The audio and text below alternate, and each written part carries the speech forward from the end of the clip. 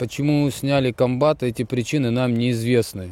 На протяжении 11 месяцев мы эффективно выполняли поставленные боевые задачи на Донецком направлении. Освобождали села, сдерживали противника.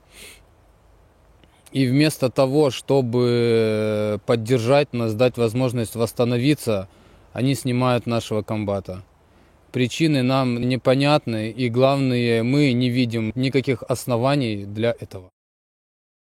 Хочу вам візуально показати, що зробило ГШ тим, що замінило і звільнило нашого командира батальйону. Це те ж саме, якби нам держава видала ось такий новенький, гарненький дрон, а потім бере його і ось так, і кажуть, летіть, виконуйте свої завдання. Ми без нашого командира батальйону, як без пташок, ми не можемо працювати. Мы считаем, что у нас командир наилучший, который был и будет. Я считаю, что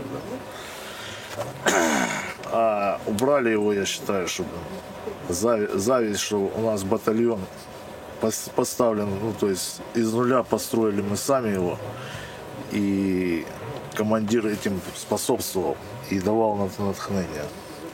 Я думаю, що це на даний момент нездорова тенденція. Бо якщо ви помітили, нещодавно було схожого типу звернення, так само як у нас, у ППОшників. І вони також були незадоволені зміною свого командира кадровим військовим. Тому я думаю, що ми потрапили під нездорову тенденцію, а ця вже нездорова тенденція може перерости просто в замовлення, так, знищення командирів, які можуть привести нас до перемоги.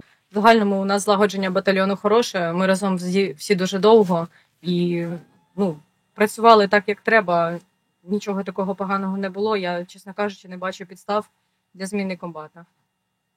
Мы не можем поверить в то, что это может быть заказом, тем более в стране, которая столкнулась с самой масштабной войной со времен Второй мировой войны, что может быть подобный заказ, чтобы обезглавить боевой батальон.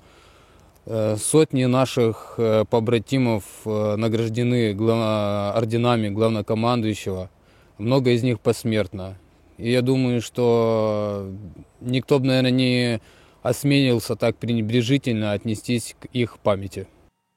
Моральний дух знищений, тому що наш батальйон – це єдина сім'я, і зараз голова сім'ї не з нами.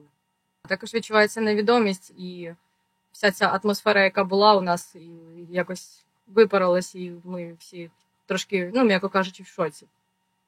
Не хотели бы таких змін. Настроение, конечно же, угнетенное. Эта новость шокировала всех. Надеемся, что эта ситуация разрешится в кратчайшие сроки с учетом нашего мнения личного состава 48-го ШБ. Бойцы поникшие, так же самое, как и командиры взводов, тоже, то есть убрать комбата, это, то же самое, что вырвать сердце из то есть из человека. Так же самое у нас комбат. Комбат это очаг дает всем. Будем отстаивать своего комбата, чтобы его вернули. Ми налаштовані йти до останнього за нашим командиром. Куди він, туди і ми. А просто бути пушечним м'ясом ніхто не хоче. Ми хочемо отримати перемогу і йти на Крим. А на Крим ми згодні йти тільки з нашим Лінуром Едемовичем.